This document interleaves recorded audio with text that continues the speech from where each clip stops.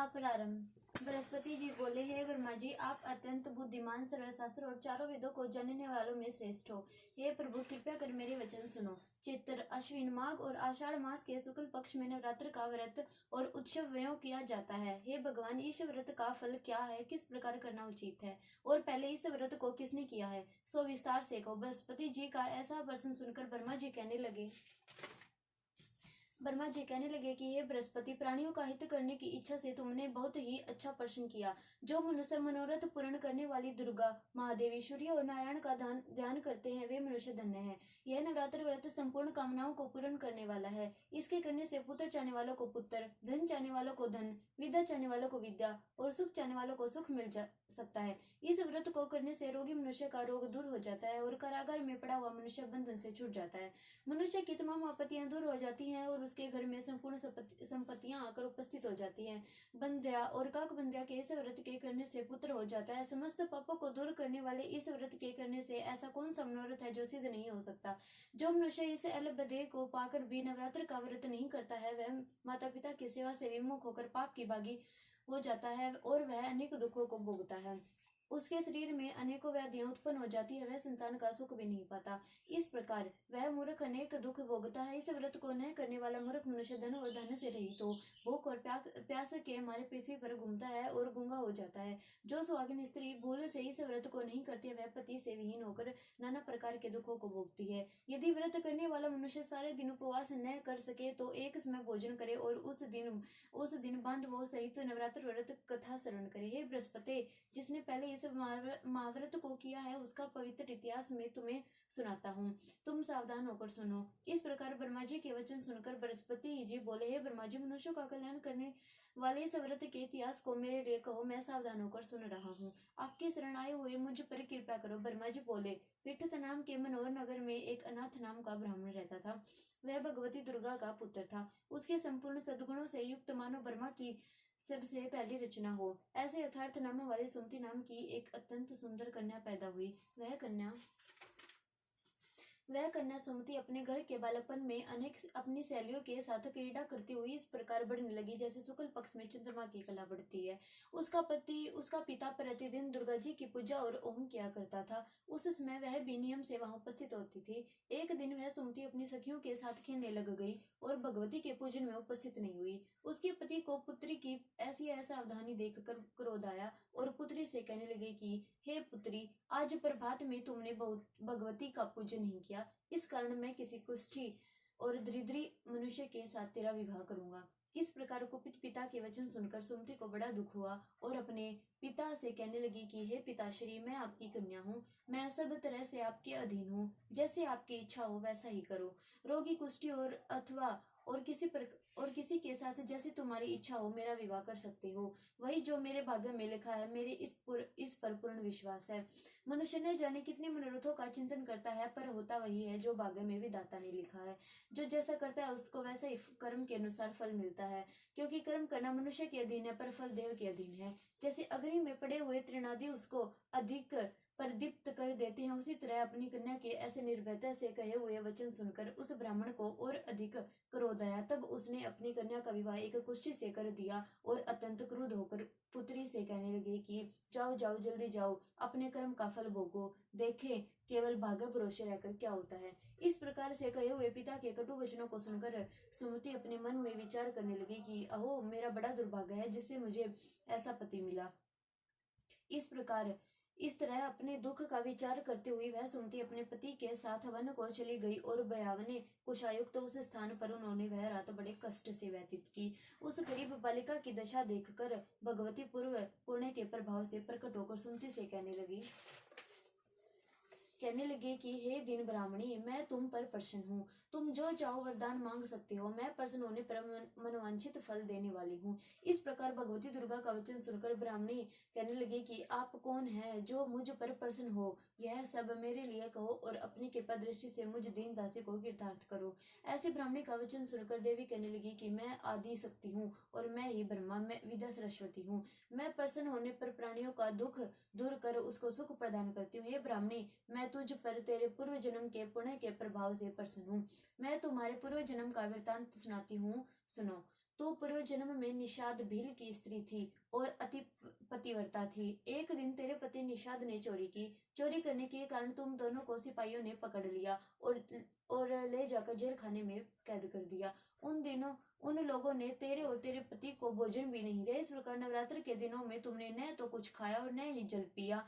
इस प्रकार 9 दिन तक नवरात्र का व्रत हो गया। हे ब्राह्मणी, उन दिनों में जो व्रत हुआ उस व्रत के प्रभाव से प्रसन्न होकर तुम्हें मनोवांछित वर दे रही हूँ। तुम्हारी जो इच्छा हो सो मांगो। इस प्रकार दुर्गा जी के कहे हुए वचन सुनकर ब्राह्मणी बोली कि अगर आप मुझ पर प्रसन्न हैं तो हे दुर्गे माँ, मैं आपको प्रणाम करती हूँ। कृपया करके मेरे पति के कोढ़ को दूर करो।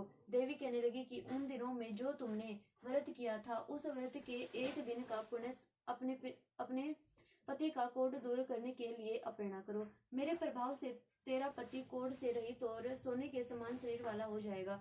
ब्रह्मा जी बोले। इस प्रकार देवी का वचन सुनकर वह ब्राह्मणी बहुत प्रसन्न हुई और पति को निरोग करने की इच्छा से ठीक है ऐसी बोली। तब उसके पति का शरीर भगवती दुर्गा की कृपा से कुष्ठहीन होकर अति कांतियुक्त हो गया, जिसकी कांति के सामने चंद्रमा की कांति भी क्षीण हो जाती है।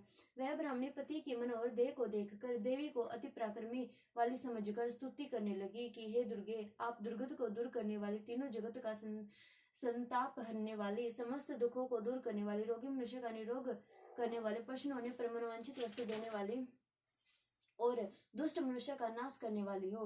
तुम ही सारे जगत की माता और पिता हो।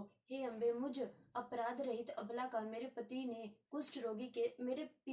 कुष्ठ रोगी के साथ विवाह कर मुझे घर से निकाल दिया। उसकी निकाली हुई पृथ्वी पर घूमने लगी। आपने ही मेरा इस आपत्ति रूपी समुद्र से उद्धार किया। हे देवी, मैं आपको प्रणाम करती हूँ। मुझ दिन की रक्षा करो। ब्रह्मा जी बोले कि हे बृहस्पति, इस प्रकार उस सुमति के मन में देवी की बहुत स्तुति उस सुमति ने मन से देवी की बहुत स्तुति की। उसकी की हुई स्तुति सुनकर देवी को बहुत संतोष हुआ और ब्राह्मणी से कहने लगे कि हे ब्राह्मणी, तेरे उदाल्य नाम का अति बुद्धिमान, धनवान, कीर्तिवान और जितेंद्रिय पुत्र शीघ्र ही होगा। ऐसा कहकर वह देवी उस ब्राह्मणी से फिर कहने लगे कि हे ब्रह्मा जी, और जो कुछ तेरी इच्छा हो वही मनोवांछित वस्तु मांग सकती है। ऐसी भगवती दुर्गा का वचन सुनकर सुमति बोली कि हे भगवती दुर्गे, अगर आप मेरे पर प्रसन्न हैं तो कृपया कर मुझे नवरात्रि विधि बताइए। हे दयावती, जिस विधि से नवरात्रि व्रत करने से आप प्रसन्न होती है, उस विधि और उसके फल का मेरे लिए विस्तार से वर्णन करें। इस प्रकार ब्राह्मणी के वचन सुनकर दुर्गा कहने लगी कि मैं तुम्हारे लिए संपूर्ण पापों को दूर करने वाली नवरात्रि व्रत विधि को बतलाती हूँ, जिसके सुनने से तमाम पापों से छुटकारा, मोक्ष की प्राप्ति हो जाती है। अश्विन मास के शुक्ल पक्ष की प्रतिपदा से लेकर 9 दिन तक विधि पूर्वक व्रत करे। यदि दिन भर का व्रत न कर सके तो एक समय का भोजन करे। पढ़े लिखे ब्राह्मणों से पूछकर घट स्थापना करे और वाटिका बनाकर उसको प्रतिदिन जल से सींचे। महाकाली, लक्ष्मी और महासरस्वती इसकी मूर्ति बनाकर उसकी नित्य विधि सहित पूजा करे और पुष्प से विधि अद्रय करे। बिजोरा के फल से अद्रय देने से रूप की प्राप्ति होती है। जासफल से कीर्ति, दाग से कार्य की सिद्धि होती है, आंवले से सुख और केले से भूषण की प्राप्ति होती है। इस प्रकार फलों से अद्रय से लेकर यथा विधि हवन करे। खांड, घी, गेहूं, शहद, जौ, तिल, विम, नारियल, दाख और कदम्ब इनमें हवन करे। गेहूं से होम करने से लक्ष्मी की प्राप्ति होती है। खीर व चमचा के पुष्पों से धन और पतों से तेज और सुख की प्राप्ति होती है। आंवले से कीर्ति और केले से पुत्र की प्राप्ति होती है। कमल से राज सम्मान और दाखों से सुख और संपत्ति की प्राप्ति होती है। खांड, घी, नारियल, शहद, जौ और तिल इनमें तथा फलों से होम करने से मनोवांछित वस्तु की प्राप्ति होती है। व्रत करने वाला मनुष्य इस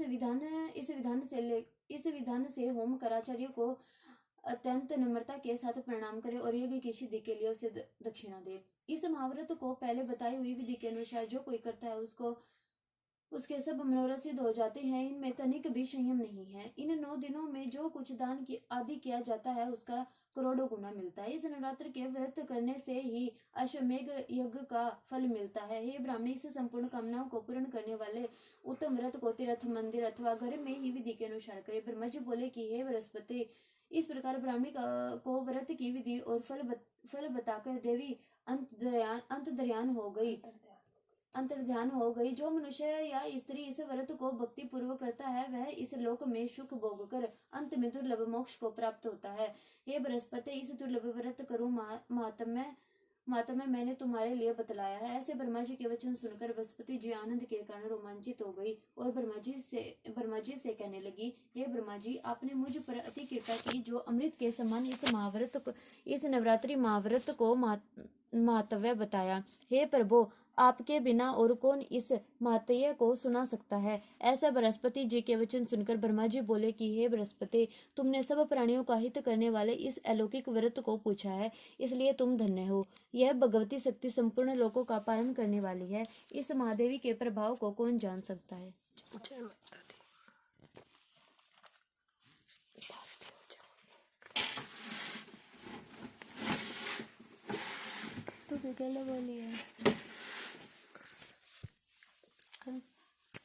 श्री अम्बा जी की आरती। अम्बे तू है जगदम्बे काले, जय दुर्गे खप्पर वाली, तेरे ही गुण गाएं भारती हो मैया, हम सब उतारे तेरी आरती। तेरे भक्त जनों पर मैया भीड़ पड़ी है भारी, मैया भीड़ पड़ी है भारी। दानव दल पर टूट पड़ो माँ, करके सिंह सवारी, करके सिंह सवारी। सो सिंहों से बलशाली, अष्टभुजाओं वाली, दुखियों के दुख को निवारती हो मैया, हम सब उतारे तेरी आरती। माँ बेटे का है इस जग में बड़ा ही निर्मल नाता, मैया बड़ा ही निर्मल नाता। पूत कपूत सुने हैं पर ना माता सुने कुमाता, माता सुने कुमाता। सब पर करुणा दर्शाने वाली, अमृत बरसाने वाली, दुखियों के दुख को निवारती हो मैया, हम सब उतारे तेरी आरती। नहीं मांगते धन और दौलत, ना चांदी ना सोना मैया, ना चांदी ना सोना। हम तो मांगे माँ तेरे मन में एक छोटा सा कोना मैया, एक छोटा सा कोना। सबकी बिगड़ी बनाने वाली, लाज बचाने वाली, सतियों के सत्य को संवारती हो मैया, हम सब उतारे तेरी आरती। अम्बे तू है जगदम्बे काली, जय दुर्गे खप्पर वाली, तेरे ही गुण गाएं भारती हो मैया, हम सब उतारे तेरी आरती। जय माता दी।